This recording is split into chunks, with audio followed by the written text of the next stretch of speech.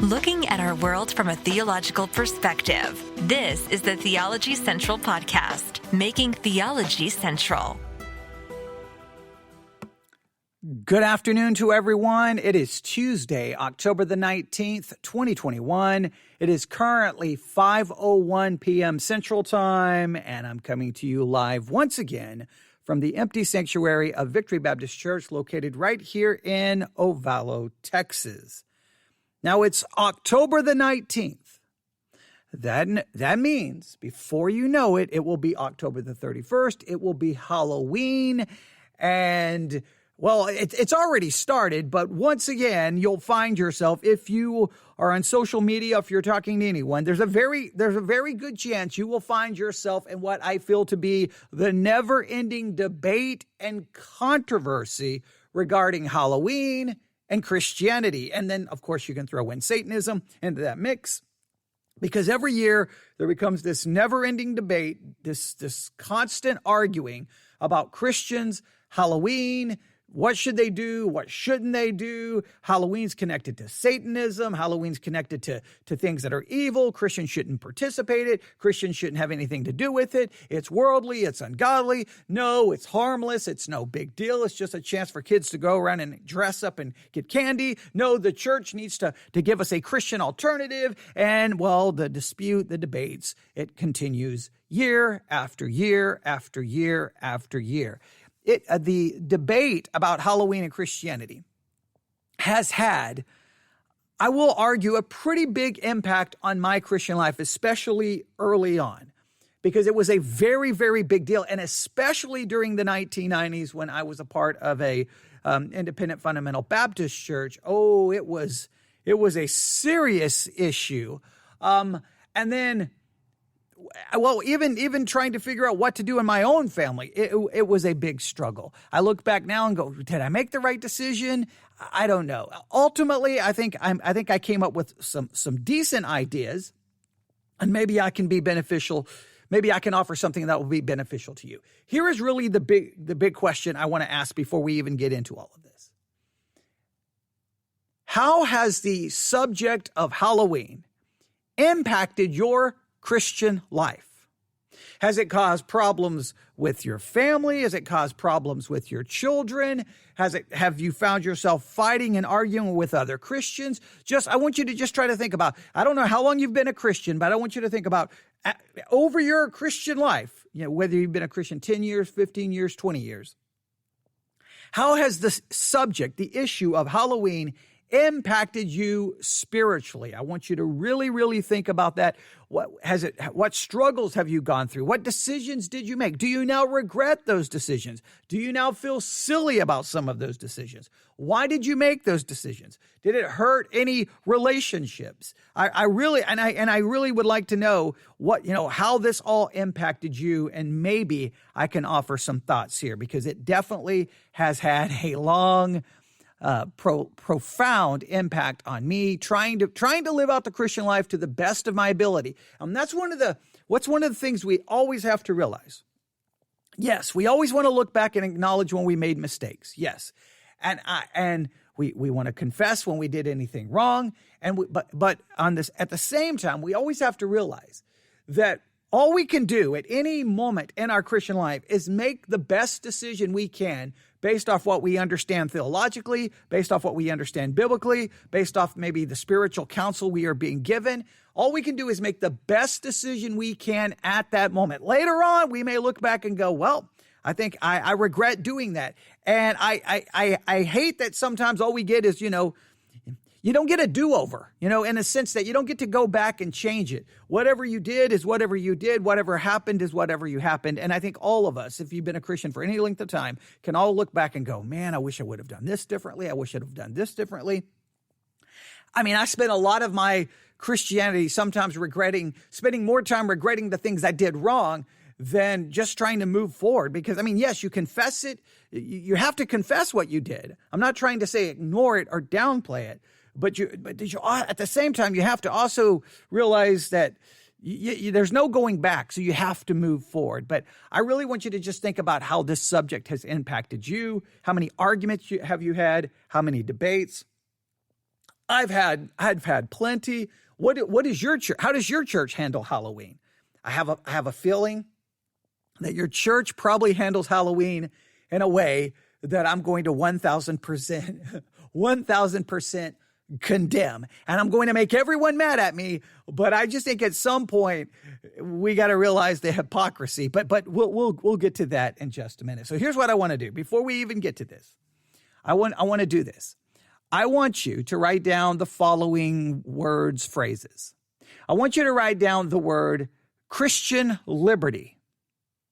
Christian liberty. That's a very important word when dealing with the never-ending controversy of Halloween. We have to. Where does Christian liberty come into play? So just write down the word. We'll come back and look at Christian liberty in a minute. So Christian liberty, sin. All right. Okay. When does Halloween cross over into the area of clear, biblical, defined sin? So when we're talking about Halloween, okay, how does Christian liberty come into play dealing with Halloween? When does sin get involved? And then the third word, hypocrisy. All right, so you can, instead of putting Christian liberty, because that's actually two words, you can put liberty, but obviously I'm referring to Christian liberty, sin, and hypocrisy. When does the church and Christians, when do we become hypocrites and how we handle Halloween? All right. Now, I know I'm going to make, before this is over, I'm not going to make anyone happy. I guarantee you, everyone's going to be mad at me. But these are, I think it's such an important issue. So before I go back to look at these words, liberty, sin, and hypocrisy, let me do this. Let me explain a little bit of my history with Halloween and just struggling with it and trying to figure out what you can and cannot do. I learned very early in my Christian life that Halloween was basically viewed as something satanic, something bad, and that Christians needed to avoid it in many different ways. One of the things that was a massive influence on me early on, I became a Christian as a teenager, was a book called The Satan Seller by Mike Warkey. Now, at the time, everyone thought that his story was true, that he was a high priest in the Church of Satan. He was this hardcore Satanist. And when he wrote the book, The Satan Seller, he talked about, Halloween and why Christians should avoid it and they shouldn't celebrate it. And then we come to find out that his entire story was made up and fake and the whole thing was fraudulent. And so really, at that point, you're like, okay, so whatever Mike Warkey had to say about Halloween, you kind of like, well, if his whole story was fake, maybe honesty should have been more important than dealing with Halloween, right? Maybe truthfulness should have been more important than dealing with Halloween. But that book had a profound impact on me because I'm like, okay, so all right, as a Christian, I need to stay away from this because it's clearly connected to Satanism. And here's another thing that had a profound impact on me, and I have it right here in front of me. The Satanic Bible. Now, I'm going to get to this in just a moment, but this had a profound impact on me because I'd already read the Satanic Bible. I owned a Satanic Bible, and I knew that on page 97 of the Satanic Bible, well, it mentions Halloween. And so I already knew that, okay, Mike Warkey says these things in the Satan Seller, and I know that the Satanic Bible mentions Halloween. So I was, okay, all right, I've got to stay away from this. What can I do? What should I do? What shouldn't I do? Now, at this time, I had no even thought in my mind or even understanding of connecting the Protestant Reformation to October the 31st. All I knew is October 31st is Halloween, and it's bad. It's bad. It's satanic. And demonic powers and Satanists are doing all, they're trying to do this. And all of that was a massive impact on me. Another thing that was a massive impact on me at this time was here in West Texas during that time, there was, I won't say widespread panic, but there was definitely a weird level of concern and fear that there were basically teams of Satanists looking to kidnap children and offer them as a sacrifice during Halloween.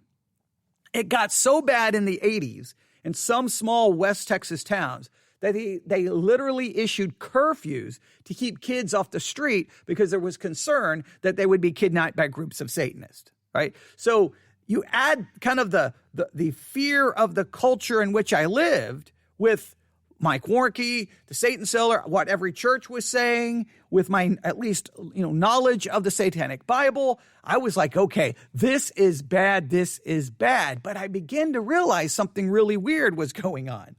Halloween was bad, and this goes into the 90s. All the churches, though, would like, Halloween is bad. We can't celebrate Halloween. But then they all basically had a celebration, which was really just, so what are we celebrating, right? It's like, so we're gonna, they call it a fall festival. Okay, we're not celebrating Halloween, but you're gonna come to the church dressed as different characters. But it's good because you're not dressed as anything supposedly evil or satanic. You're gonna get candy. You're gonna play games. And we're celebrating fall. I'm like, no, everyone in here knows we're celebrating Halloween. And I would be like, wait, isn't this a little bit of hypocrisy? Like, hey, we don't celebrate Halloween, but on this date at our church, we're going to have a fall festival. Wear your costumes, and there's going to be candy, and there's going to be games. Or, here in West Texas, it's very popular, we're going to do trunk or treat. Not trick or treat, because that would be, I guess, ungodly. Trunk or treat. And I'm like, well, I mean, like, how close can you get to just saying you're celebrating Halloween? But no. If the church does it, it's not Halloween. See, everyone outside the church, what they're doing, they're celebrating Halloween and they're doing something sinful. But in the church, we've Christianized it. We've washed it clean of all of its satanic influence, right? So now the kids can still dress up. They still can get candy, and it's all godly and spiritual. And to me, that's just like, well, come on now. Who are you fooling? We're doing this for Halloween. We're not celebrating the coming of fall. Some call it a harvest festival. I'm like, there's nobody in this church who even owns a farm. Nobody's worrying about the harvest. I don't even know when the harvest happens and when the planting season is and the harvest season is. So what are we talking about? We're celebrating Halloween. We all know we're celebrating Halloween. Why don't we just say it? It's the same thing. So thank you, Heather, who's listening. She said, I have a good point. Well, not a lot of people will think it's a good point, but to me, it just seems so ridiculous. It's like, oh, okay, I can't go trick-or-treating, but I can go to the church and in a sense go, quote unquote, trick-or-treating. People don't like, well, trick-or-treating, you're making a threat and you're going to do a trick if they don't give you any candy. Give me a break. The kid just walks to the door, says trick-or-treat. They give you candy. Everyone knows how it works. There's nothing ominous or evil about it. But you can't do that because that's bad. But if you go to your church, and I still want to see that scripture where it says the local church has a responsibility to have a fall festival, a harvest festival. Where is that even in scripture? Where like, when does it become the church's job to say, well, this Halloween thing is really over and really popular, and we got to give our kids an alternative? So the church now, as a ministry, has to create a celebration of harvest, a celebration of fall when no one's actually celebrating it. I mean, it just seems so cheesy and foolish. It's like, no, we're the good people. All those people out there are the bad people. And it just kind of, I don't know. I believe it's hypocritical. I believe it's just, come on. You know what we're doing? We're celebrating Halloween. Just dress up the kids and go wherever they want. Now, if you want to limit what your kids dress up as, I understand that. If you don't want your kid dressing up as Michael Myers from the Halloween franchise, the Halloween movies, I can understand that. Okay, but that's a whole different thing than saying, no, we don't, hey kids, we don't do that. That's bad. We do this, which is really the same thing. We just do it inside the church because I don't know, when you read your Bible about what the church is called to do, you're going to find that whole chapter on, hey, if the world has a holiday that we think is bad, we just Christianize it and then we celebrate it. It's never been the job of the church to have celebration alternatives to what the world is doing. It doesn't. And what blows my mind about this entire discussion is for anyone who's not a Catholic, why wouldn't October 31st be Reformation Day? Right? Why wouldn't it be Reformation Day and your church gets together to study the doctrines of the Reformation and the history of the Reformation? Why wouldn't you do that? Now, some people will say, well, we'll do Reformation Day and then everyone will dress up like characters from the Reformation. I get it, but in many cases, you're just trying to then follow the Halloween trend and bring it into the celebration of the Reformation. That just seems to me just as hypocritical as anything else. So the whole way it's all been handled has always kind of blown my mind. So I think there's a little bit of hypocrisy. So let's just go through this really quick. Let's go through. I've kind of already jumped to the hypocritical thing, but let's go through this. First, let's just define Christian liberty. All right, that's one of the words, liberty, but Christian liberty. Let's define it, and I think this will make sense. All right, Christian liberty means that Christians are freed in respect to such activity that is not expressly forbidden in the Bible. Christian liberty means that you as a Christian, you are free, we can put it this way, or freed, however you want to, whatever tense you want to go with. You are free in respect to such activity that is not expressly forbidden in the Bible. So as a Christian, you're free to do anything that's not expressly forbidden in the Bible. In other words, you need something that says, thou shalt not do this. Thou shalt not do this. So you'd have to ask yourself, is there anything in the scriptures about celebrating, Halloween? Now, I know what someone's going to say, what about the history of Halloween? I understand that. We'll get to that. Because some people will say, wait a minute, it has pagan connections. Let me just make sure I remind you. Even the very days of our weeks are connected to pagan deities, right? You can go look up Monday, Tuesday, Wednesday, look up the names, Thursday, all of them are connected in some way, shape, or form to pagan deities. So are you going to just stop using the days of the week? Are you going to throw out the calendar? Do you know how many days on any calendar are connected to something within paganism? Like that's it. I got to make sure nothing has any connection to anything. Okay. And I'm going to throw this in there. If you're so worried about doing anything that's connected to paganism, you may want to stop celebrating your birthday. Okay. Because we'll talk about that in a minute because I'll have the Satanic Bible right here. And, a birthday is pretty important to a Satanist. In fact, we'll look at it in just a minute. So the bottom line is, for a Christian, most Christians believe that there is Christian liberty, meaning you are free in respect to such activity that is not expressly forbidden in the Bible. So then you have to ask yourself, is Halloween expressly forbidden in the Bible? Now, some people would say you're not to have anything to do with the works of darkness. You're to stay completely away from it. And Halloween is all about the celebration of evil, witches, darkness, scary things. Okay. All right. You may have a point there. I'm just going to try to walk you through this and throw out a lot of different perspectives here. I'm not going to necessarily try to give you an answer in everything, but I am going to challenge some of the hypocrisy. All right. So you have freedom. Now, this is very important.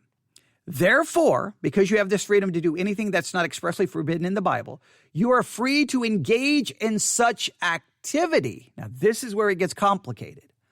As long as that activity and your participation in it doesn't stumble or offend another Christian. Now, one of the things about Christian liberty, you have freedom, but you're never to use that freedom in a way that will cause to offend or cause to someone else to stumble in their spiritual life. In 1 Corinthians, Paul tells them, look, eating meat offered unto an idol, it doesn't mean anything. It's nothing. It's perfectly okay to eat meat that was offered unto an idol. Oh, wait, but this meat was offered in a pagan, evil practice. It doesn't matter. It's just meat. The demon, this idol is nothing. It's nothing. There's nothing there, so it's perfectly okay. However, what did Paul tell the church at Corinth? If eating meat causes your brother to stumble, you abstain from eating meat. As a Christian, we always have to be willing to give up a liberty, a freedom, if it's going to hurt someone else spiritually. So I would clearly say this. If you know lots of Christians who are greatly offended by Halloween and believe it's evil and any celebration of it is sinful, then here's a couple of things. Don't go post all of the pictures all over social media of your kids or you or anybody else in your family doing anything for Halloween. Don't flaunt it. You may have the freedom, but don't flaunt it. Don't shove it in everyone's face. Don't make a big deal because it's not about you at that point. It's about hurting other people. So that's just a very simple rule. If you believe it's not a sin and you believe that it falls within the category of Christian liberty, then don't flaunt it and do anything that would hurt or cause someone else to stumble. I think that's a very basic, very biblical, very Christian perspective. You can read about this concept in 1 Corinthians. You can see the entire discussion about meat offered unto idols, and it also shows up in Romans chapter 14. I think verses 12 through 16 is where it clearly tells you about not causing anyone else to stumble. Those are basic. I mean, that's just like Christianity 101. That's just very simple stuff. If you do it, fine.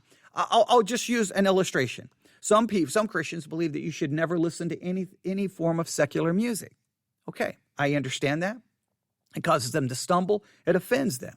Okay, my view on music, a lot of Christians would disagree with. But you know what my view is? Whether I may think it's right, you may think it's wrong, but guess what? If you get in my car, I'm not going to play that which I know is going to cause you to be offended or stumble, because that would be wrong. So then you have to give up a right at a specific time in order not to cause someone to stumble. And you may not want to promote what you're doing. I don't promote everything that I listen to because I don't want to cause any problems or disruptions or hurt anyone spiritually. That's the last thing you want to do. What's most important to you is not hurting other Christians spiritually. That's more important than Halloween. That's more important than anything else. So you have to think that through, all right? I think that's important. So there deals with the Christian liberty. Now, sin. All right. This becomes a question. So is Halloween a part of Christian liberty? Many people would say absolutely, absolutely. Some people would say it's a sin. So now this is where this becomes complicated. All right. First, some would argue it's a sin because of Halloween's supposed connection to pagan practices of the past. Now, first question I would have. All right, when you celebrate Halloween in 2021, on October the 31st, if that's what you do, are you engaging in those pagan practices? Do those pagan practices have, now if you, I can honestly tell you this, if you go in your backyard and you draw a pentagram and you put some candles down and you sacrifice a goat at midnight and drink its blood, okay, I'm going to have to say that it's probably entered into sin, all right? But if you just dress up and go, say, trick or treat and get some candy and come back and everyone has a fun night. Maybe you drink some apple cider. Maybe you watch a scary movie. Now that gets into a whole discussion. What movies can you watch and can't watch? I know that gets into a whole different issue. But if you just do those things, did you commit any sin? Did you cross over into sin? Now, people say you're celebrating things of darkness.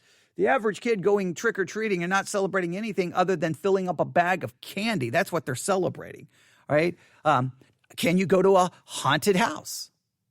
Can you go to a haunted house? Oh, I love, back when I was young, and now things were very different back then than they are today. They didn't have as many laws to protect kids, but there was a place here, and it's still here in Abilene, Texas, called the Grace Museum.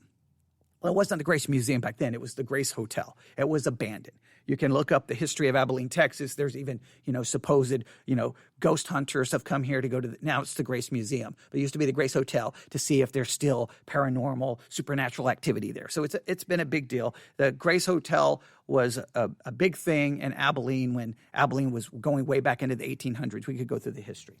But when I was a kid, it was abandoned. It was just a broken down, abandoned building that had some major historical significance at one time, and it had just abandoned it.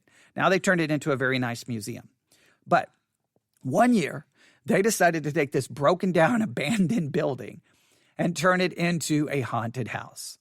And it was bizarre the way it worked. I don't even know if it was actually open for the way they normally do business, but I used to hang out at the recreation center in Abilene, Texas, and it was basically for all of us kids who were from really broken, messed up homes, and nobody was watching us, and we were basically juvenile delinquents. But they didn't even get parental approval, but they put us on a bus at the rec center, and they took us downtown to the abandoned Grace Hotel, and they just said, go in. And so we all just kind of go in. There's no path telling you where to go. And we just start wandering around this abandoned, broken down hotel.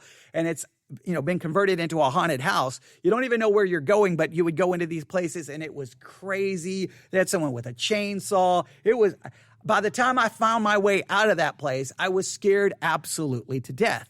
Now, I loved it. I had fun going to haunted houses. Some people say, but you're celebrating things associated with darkness. Some, in fact, crosswalk.com just did an article recently that we celebrate fear at Halloween and we should never celebrate fear.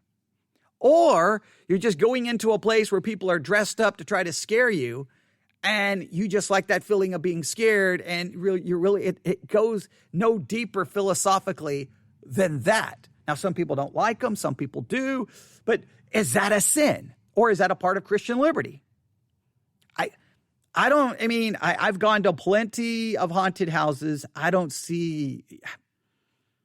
remember when I was young helping my mom put together a haunted house and thinking, oh, this is the coolest thing. Oh, that's going to scare people to death. And I just never saw much about it. It's just kind of like, cool. Now, some people have an issue with it. I understand because they would say, but wait a minute, God didn't give us a spirit of fear, but of sound mind.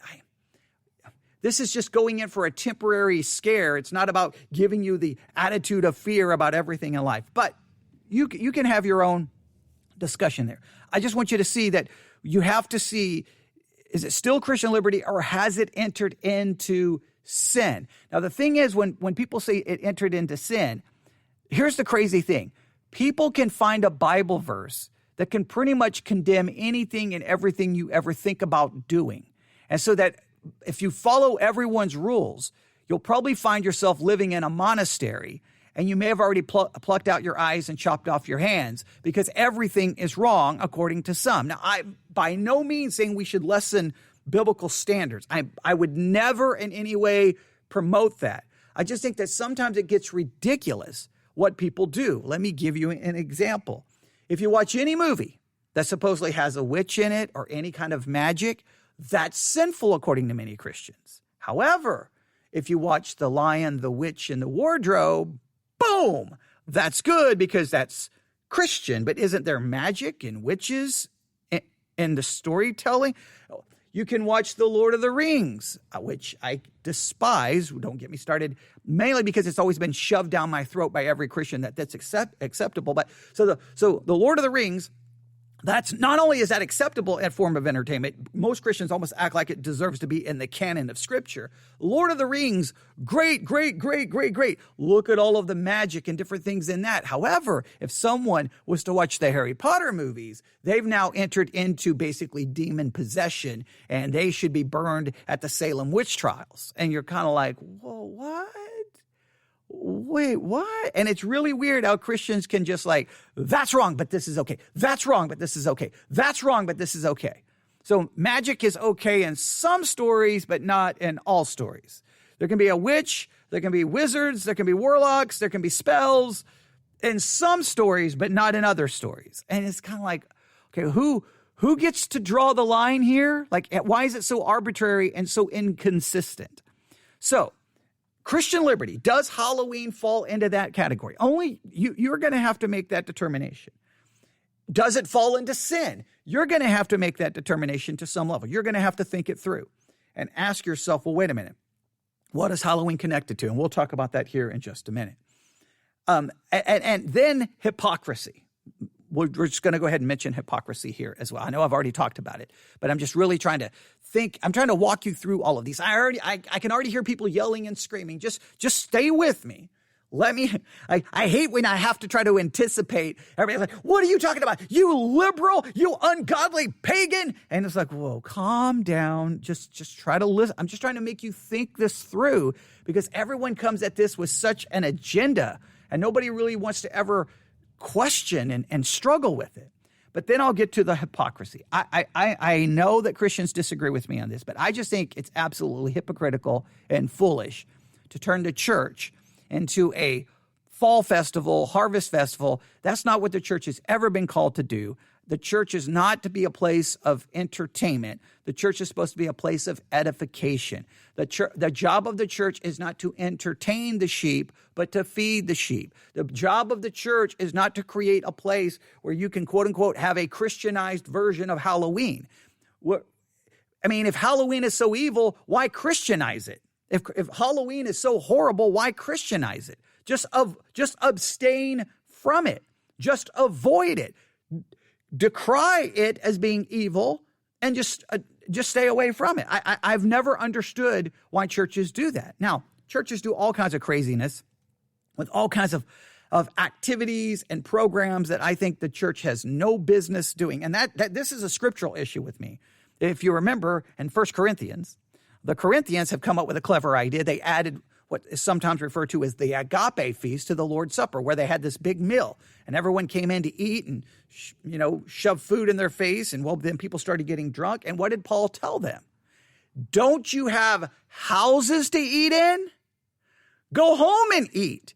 You come to the church to partake in the Lord's Supper, which is not about filling your belly. It's about remembering the death of Jesus Christ, his shed blood. The church is never supposed to be there to create programs to entertain people. It's not what the church is there. It's to equip saints so they're not tossed to and fro with every wind of doctrine. It's preaching, it's teaching, it's prayer, it's worship.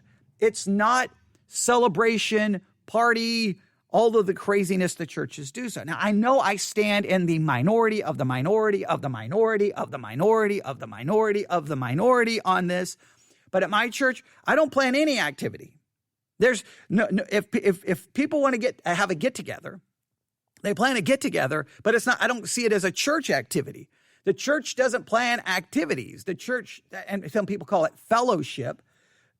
Fellowship is when you have something in common, and that's when I believe fellowship occurs when we sit down and open our Bibles. We have something in common. But if the church wants to plan a get together, plan all the get togethers you want. Plan them all. Plan them. Do whatever.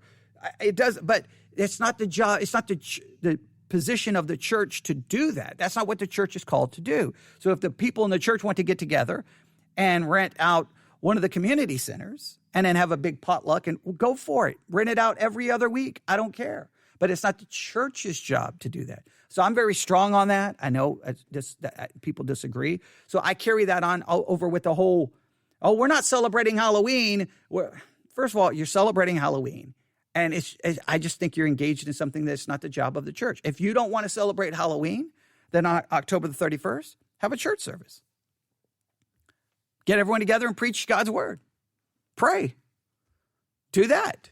But no. We don't want to get together. We don't want to get together and do something spiritual. We want to get together and do the same quote unquote fleshly fun that the world is having. So what we want is we want to be able to condemn it, but we still want to be a part of it. Hey, we don't like what you're doing because it's evil, but we want to engage in it just as much. And it just seems to me hypocritical and ridiculous. Now, with all of that said, we have to get to this. Holding here in my hands is the Satanic Bible. And in the Satanic Bible, on page 96, it begins to list the religious holidays of a Satanist. Now, let me just make a couple of things clear because I get so tired of Christians and pastors saying absolutely and utterly ridiculous things about Satanism. The Satanism of the Satanic Bible, we'll call this the Anton LaVey, who wrote the Satanic Bible, kind of the founder of the Satanic Church. The Satanic Church, you can look them up online. And you can become a member if you want, okay? The Satanic Church, I'll make it very clear. Now, I know because this is so important. Satanism is more of an atheistic philosophy than it is a religious system. It's an atheistic philosophy. And Satanism, it's not about worshiping the Satan of the Bible, like many preachers try to act like the Satanism of Anton LaVey is about. It's not about worshiping the Satan of the Bible. For a Satanist, you worship yourself. As a Satanist, you are the God that you worship. It's not, Satan is simply a symbol.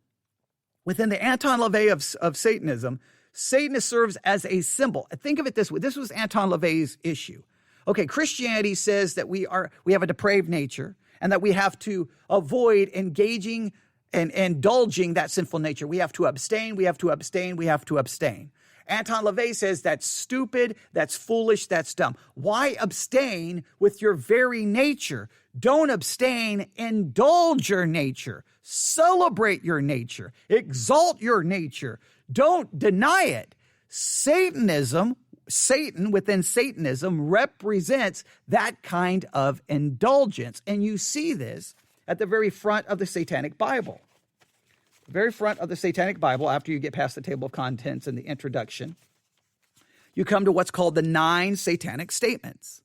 Now, the 9 Satanic Statements are basically the doctrine of a Satanist who follows the Anton LaVey version of Satanism, all right? These are like their doctrinal statements, their creedal statement, their confession of faith. Let's go through them. Number 1, Satan represents. Out of the 9, 8 of the statements begin with Satan represents. Satan just becomes a symbol. He's just a symbol representing these things. Satan represents indulgence instead of abstinence. So for a Satanist, Satan represents indulgence instead of abstinence. Anton LaVey is like, don't abstain. You're going against what you actually want. Where Christianity says, no. Deny yourself. Die to yourself. Satanism says, don't deny. Don't die. Indulge. Engage. Celebrate your nature. Don't resent it. Don't feel ashamed for it. Number 2, Satan represents vital existence instead of spiritual pipe dreams.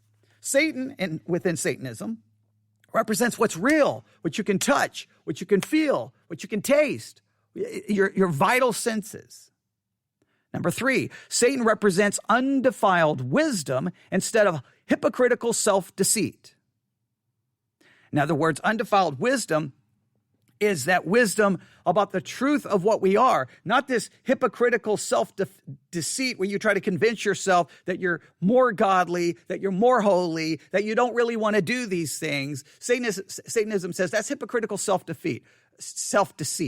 Undefiled wisdom is like, no, I want that. I desire that. That's how I feel. I'm not going to deny it. I'm not going to pretend otherwise.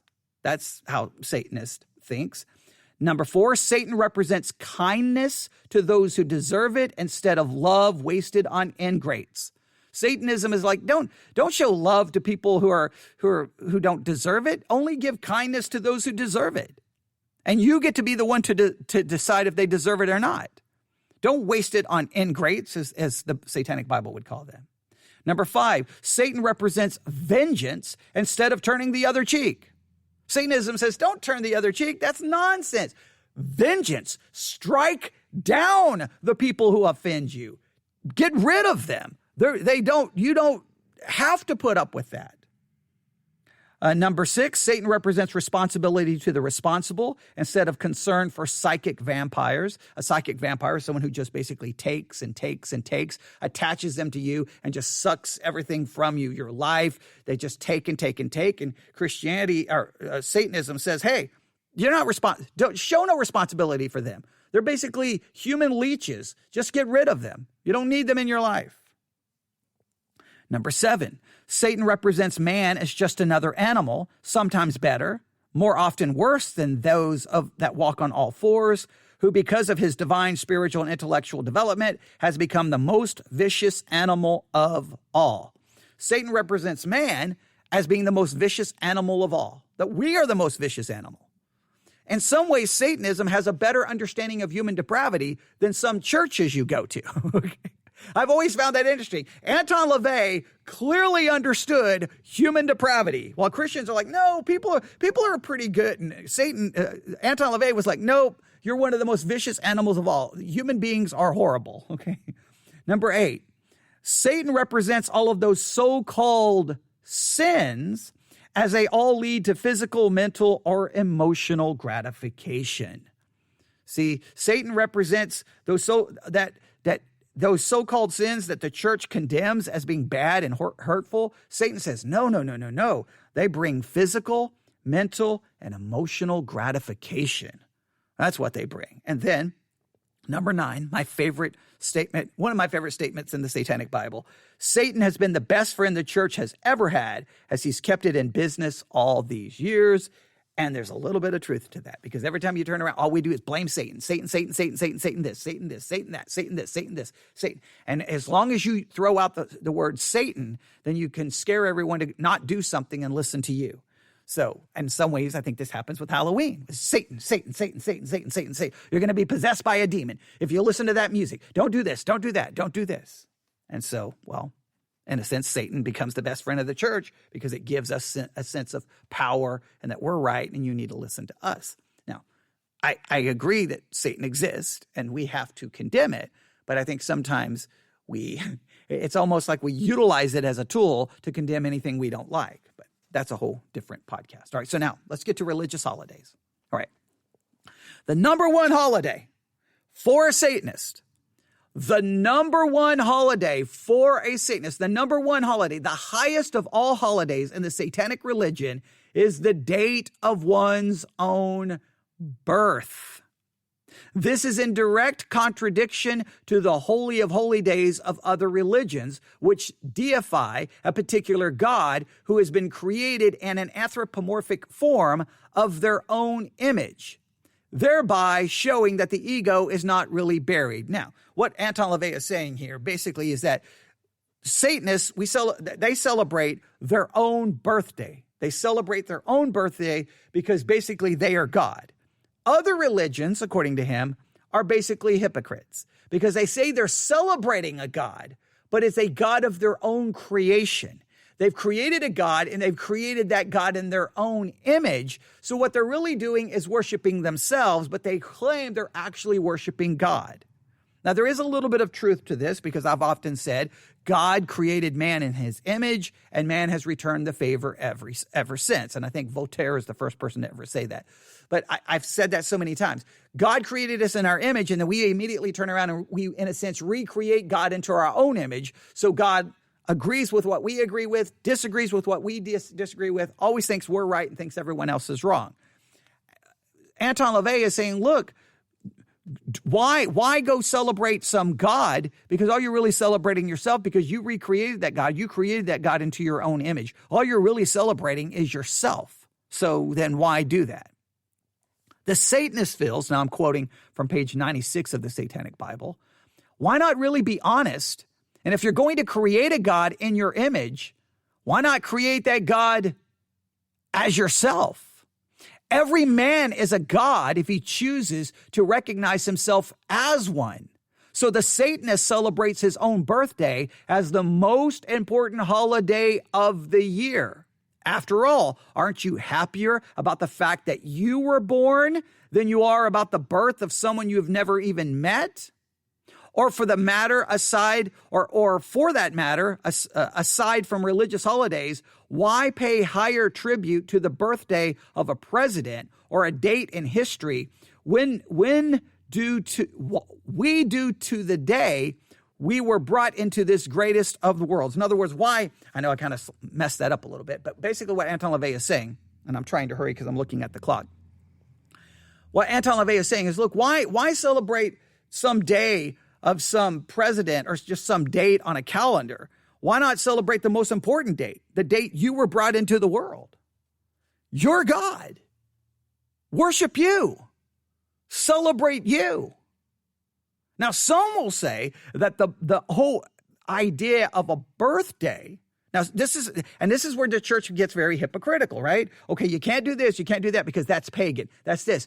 Many would argue that paganism really elevated the idea of celebrating your own birth, and that celebrating your own birth is really at the antithesis to everything Christianity stands for. Christianity is about denying yourself, dying to yourself. Your birthday is, in a sense, all about you. It's about celebrating the day you were born. It's almost it's an elevating of self. It's an exalting of self. It's putting yourself in the position of prominence, right? Everyone gives you gifts. Everyone sings happy birthday to you. Everyone gives, greetings and blessings to you for your birth. All you did was born, and now people are going to celebrate that. Now, I'm not saying it's wrong. I'm just saying that some of the arguments made towards Halloween or other days as being pagan, it could be flipped around and goes after birthdays. That's why some Jehovah's Witnesses, if I remember correctly, I don't believe they celebrate their birthdays because of this very type of argumentation. So you got to, in other words, the argument you may use for not doing something, you've got to make sure that argument is not also condemning you. It's that old saying that whenever you point a finger, you've got, three other fingers pointing back at you. Sometimes we use an argument against something and we don't ever stop to think, well, wait a minute. That argument would condemn, well, this, and that. Again, I'll give you an example. You can't watch that movie. It's got magic in it, but this movie with magic in it's okay. So is magic wrong? Wrong? So what are the rules here? How do you determine this?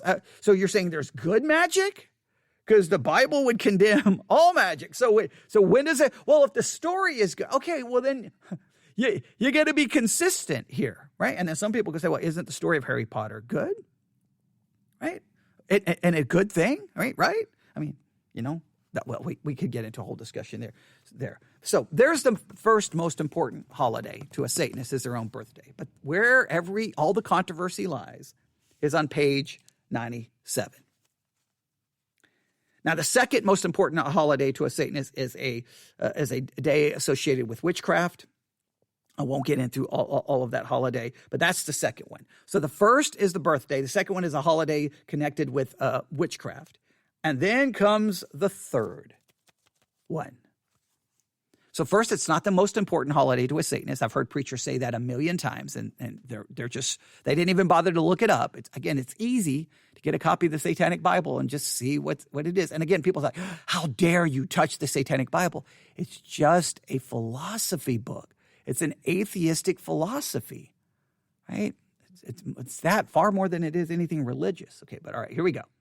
Halloween, All Hallows Eve, or All Saints Day falls on October the 31st or November the 1st. Originally, All Hallows Eve was one of the great fire festivals of Britain at the time of the Druids. In Scotland, it was associated with the time when the spirits of the dead, the demons, witches, and sorcerers were unusually active.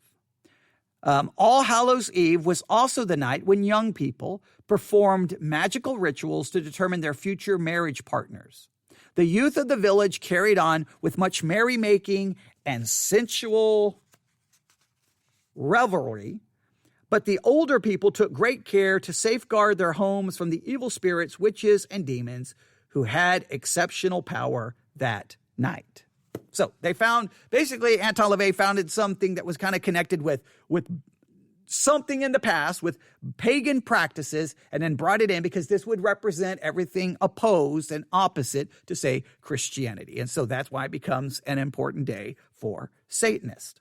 And again, when they worship Satan, they're really just worshiping themselves, but we get there. So it is, let me make it very clear, it is in the Satanic Bible. There is no argument about that. It is there, and every Christian has to acknowledge that, right? No matter if you take a strong stance against it or if you're trying to take a strong stance supporting it, you've got to at least acknowledge it's there. Now, that had a profound impact on me, right? Because I was like, well, I mean, it's a satanic holiday. There's no way to get around that. So can I celebrate a satanic holiday? Now, the question is, wait a minute. When people celebrate Halloween in 2021, are they really celebrating a satanic holiday? Are they just celebrating a day that's really more about the candy companies trying to make a big, big, big profit by all the candy that is sold? Now, I understand there's ghosts and witches and, all the scary things. It is a time where, frightening things are put forth. I understand that. But they're put forth almost in a campy, gimmicky, cheesy kind of way. I understand that some may take it into a really dark places. I mean, it's very, very common, for example, on Halloween for a lot of young people, pull out a Ouija board. Right? Very, very, very, very, very, very, very common for that to happen. Now, obviously, that's where you enter into sin, because a Ouija board is an attempt to contact someone the spirit of someone who is dead. All right, that crosses the line. That's clearly sin. All right, no question about it. I mean, we don't even have to get into that. Sometimes during Halloween, people will go to a psychic or get tarot card readings and those kinds of things. Now you're getting into occult-type practices that the Bible would clearly condemn. So there is a line there. Now, many people do those things and it has nothing to do with Halloween. But obviously Halloween just seems to be the fun time to pull these things out and people engage in these practices. That's where you cross the line. There's no question about it. Here's the thing. Anything that crosses over into occult practices, anything that would move you towards, association or anything that's demonic is clearly sinful and wrong. Everyone can agree on that. Everyone can agree.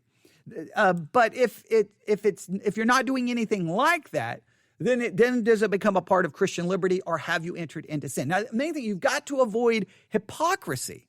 Some people would do this. Now, this is very important to realize.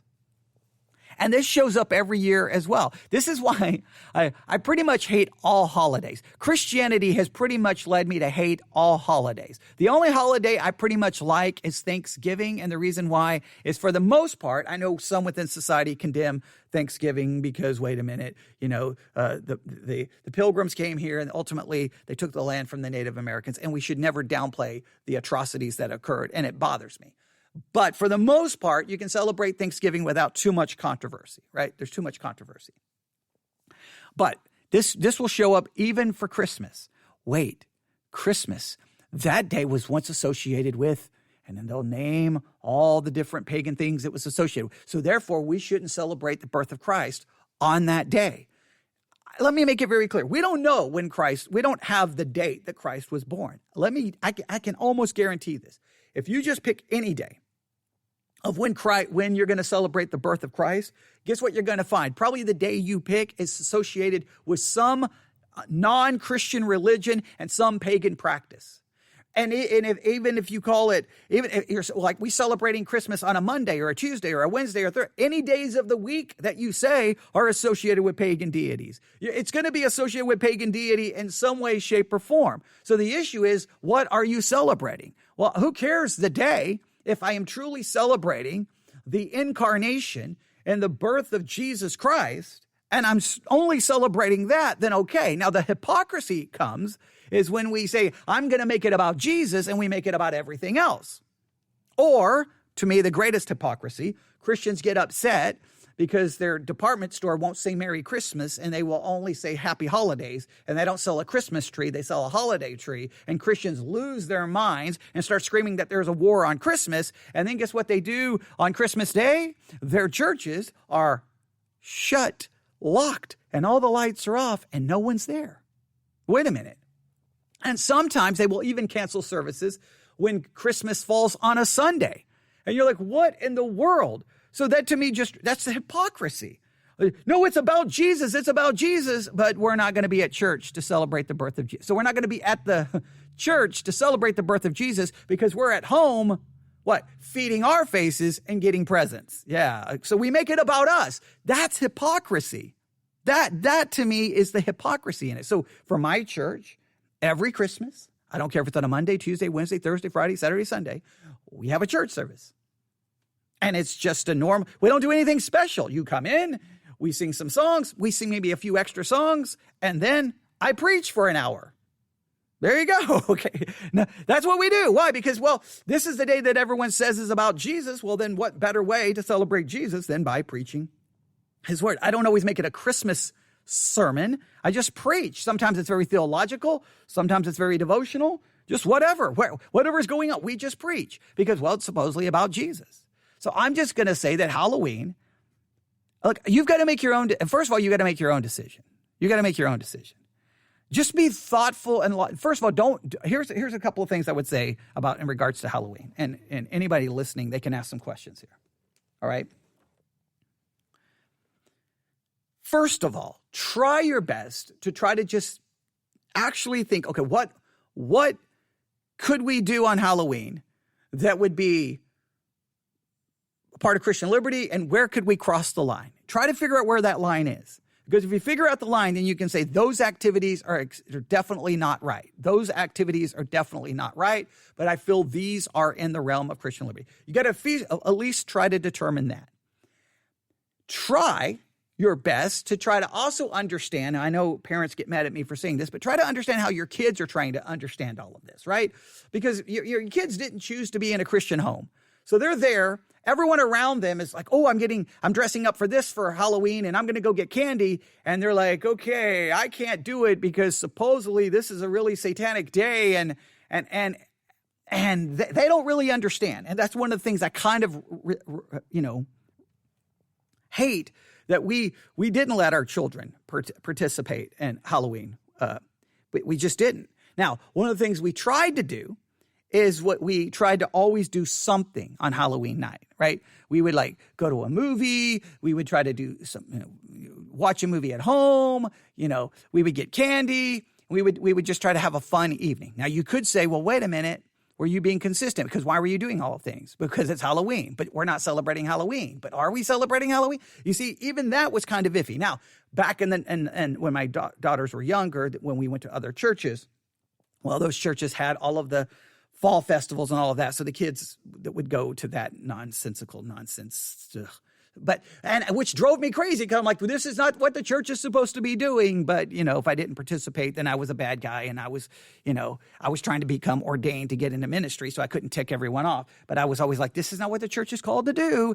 This is not what the church is called to do. But that's the whole thing. Then later on, I just said, October 31st, we're not going to argue whether it's good or whether it's bad. It's Reformation Day. So we're going to have a church service every October 31st, and we're just going to study and celebrate the Reformation. That's what we're going to do. We're not even going to make an argument about whether Halloween is good or whether Halloween's bad. We're not even going to make that argument. We're not even going to go there. We're just going to have a church service. End of story. That's kind of what we did. So I've had my own journey through this. So here's what I would tell you. First of all, so I'll just go through some basic concepts again. All right. That's what I got ready to do. And then I just kind of started telling my own story. So here we go. Try to figure out where you think that line is. When does it become sin? When do you think it's still in the realm of Christian liberty? That's something you have to determine. 2, if this is a husband, wife trying to make this decision, please have the discussion away from your kids. Don't get them involved in it, them trying to figure out, and try to have a united front, whatever you decide to do. I think that's important.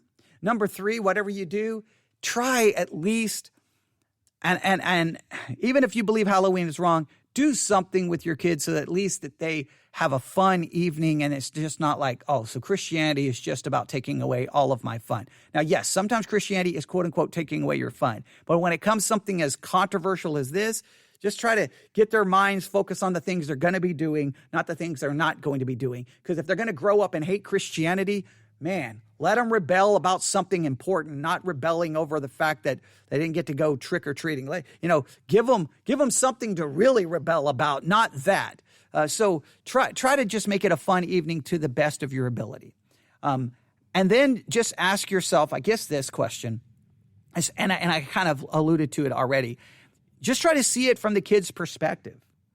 I mean, I don't think the average kid who goes trick-or-treating has any thought about what the Druids were doing in whatever year in whatever country. There was some fire festival and there were sensual activities going on and trying to figure out who they were going to marry. And there was, demons were supposedly more active. I don't think that's not even crossing their minds in any way, shape, or form. So it's really disconnected with that. It's become a very Americanized celebration of capitalism, really what it is, right? It's about selling candy. So do that. Some people will say, well, I don't have kids. Can I hand out candy? And do I need to hand out a gospel tract? First of all, I doubt the kid's going to spend time looking at the gospel tract. If you want to do that, feel free. I don't have a problem. A lot of times I'll get a bowl of candy and I'm in Texas, so sometimes it's not, cold. If it's cold, I'm not going to sit outside and I'll sit outside kind of close to the end of the driveway and say, hey, how's everybody? Oh, look at your outfit. Oh, that's cool. Oh, look at your outfit. Oh, you're Iron Man. That's really, you're Captain America or whatever the case may be. And then give them the candy, do that for a little bit and then go in and do whatever. I don't, again, try to make it a big deal one way or the other. But those are some basic ideas. There's no easy answer here because I can't give you a scripture that says, thou shalt not celebrate Halloween. I can give you clear scripture about staying away from the works of darkness. But is that referring to Halloween? Is that about you going out and going trick-or-treating, or is it about actual sinful behavior, right? And someone said, well, love not the world. If you start throwing out the love not the world concept, which we've spent a lot of time discussing, at some point I can condemn pretty much anything you do, because anything you do that's not Bible reading, prayer, evangelism, church attendance, sermon listening, I can probably say that's worldly, that's worldly, that's worldly. So it's always weird when people, we run to 1 John and we use that as a baseball bat. Oh, you're worldly. Boom. Oh, you're worldly. But for some reason, we're never worldly. Again, I've given you the example. It's like a broken record, but I have to just give it. When the Bible Institute I was into, as long as I was a student there, lots of things I could not do. Secular music was a no-no. Even contemporary Christian music was a no-no. Going to the movies was a no-no. I could not go. But guess what I could do? On Friday night, I couldn't go to the movie theater, but I could go to Blockbuster, rent pretty much whatever I wanted. So I could rent movies. I couldn't go to the movie theater to see a movie, because somehow going to the movie theater was bad testimony, but going to Blockbuster wasn't. Made absolutely no, it was sometimes the rules in some of these churches are so just whacked out inconsistent. So you can watch a secular movie, but you can't listen to secular music.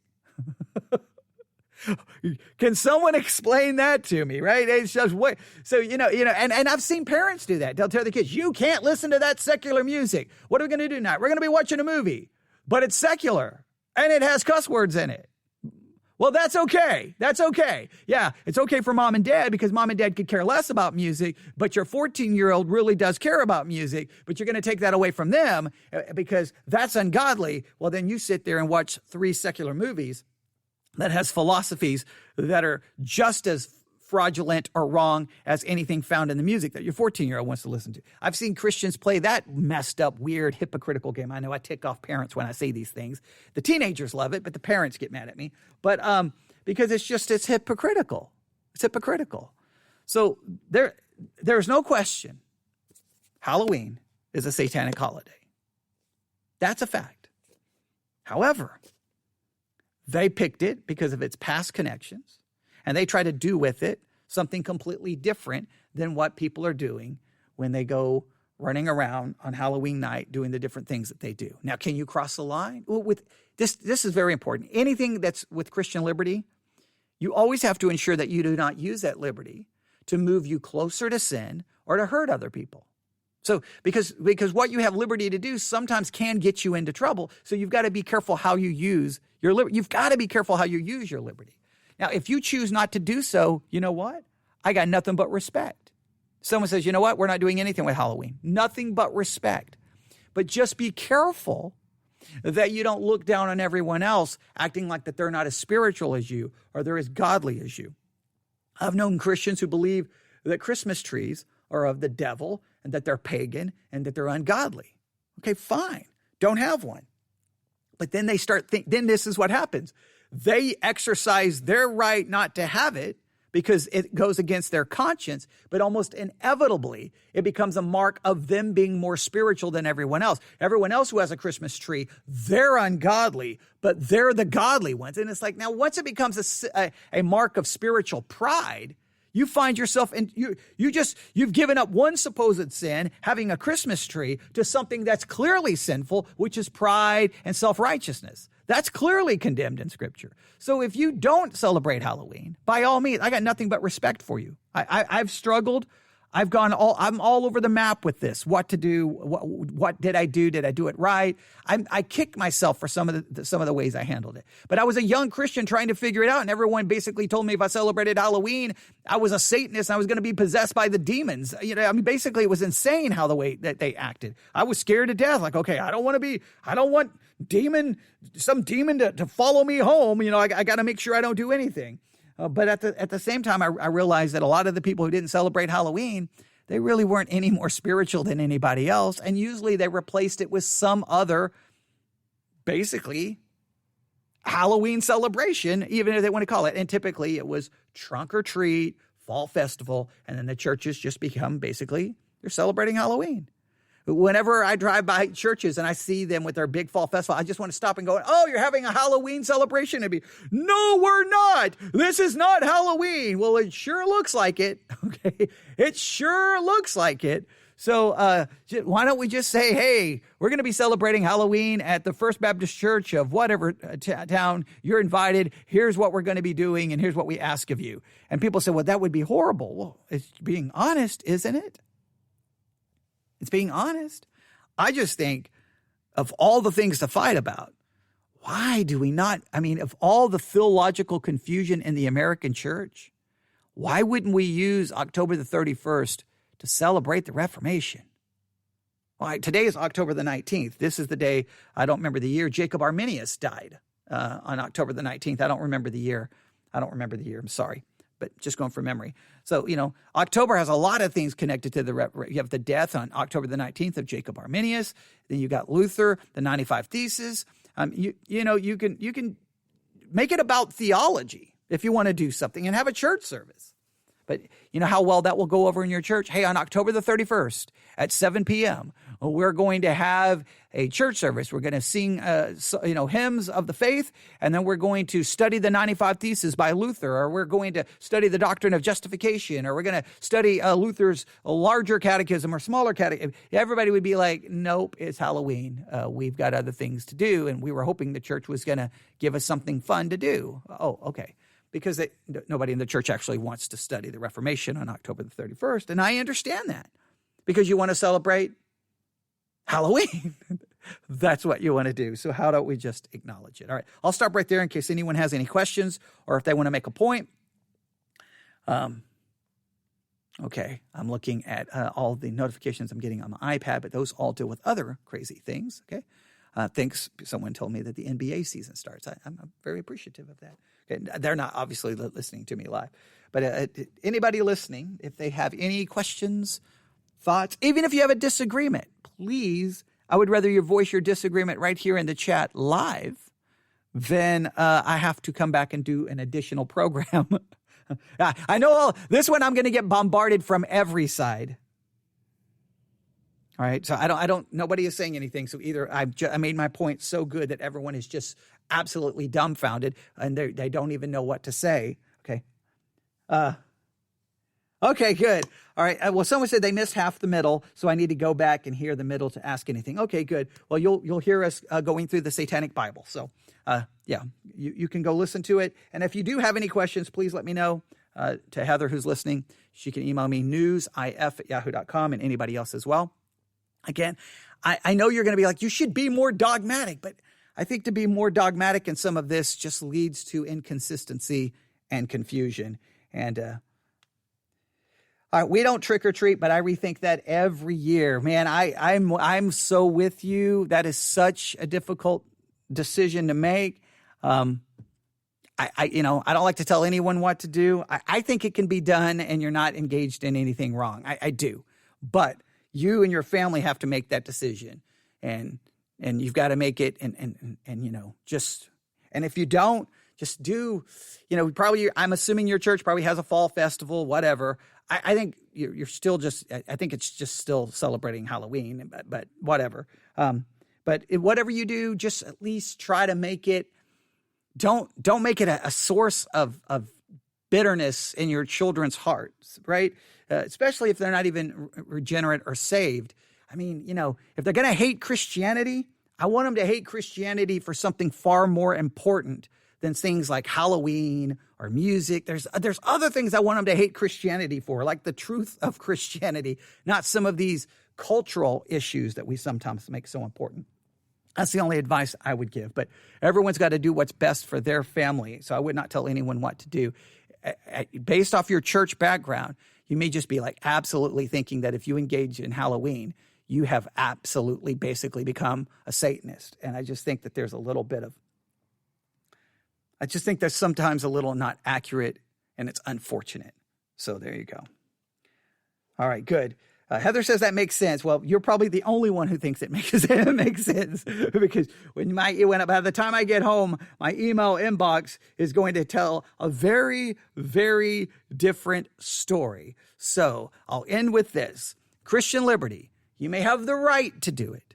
It may not be sinful for you to do it. If you do, don't go shove it in everyone else's face. Don't try to hurt anybody else. Don't do anything to hurt anybody else. Whatever you use your Christian liberty to do, ensure, please, that you don't cross some line that enters into clear biblical sin.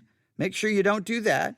Make sure that your liberty does not get you, make sure you don't get anywhere where it would cause you to sin. Stay away from that. Because you definitely want to stay away from sin. Just Christian liberty, doesn't want to lead you to sin. But please consider the danger of hypocrisy. And most importantly, whatever you decide, don't let it become a source of spiritual pride and self-righteousness, because that is sin. So you may not engage in Halloween, but if you become spiritually arrogant and self-righteous, you've found yourself in sin, just not the so-called sin of Halloween. How many years ago? I don't know, a couple of years ago. It was October, getting close to October 31st, and I went to Salem, to the Salem Witch Museum in Salem to learn the history of the Salem witch trials. And it was awesome being in Salem around October. It really was. Now, there was a lot of things going on in Salem that I would not agree with. Obviously, you had psychics, tarot card readings.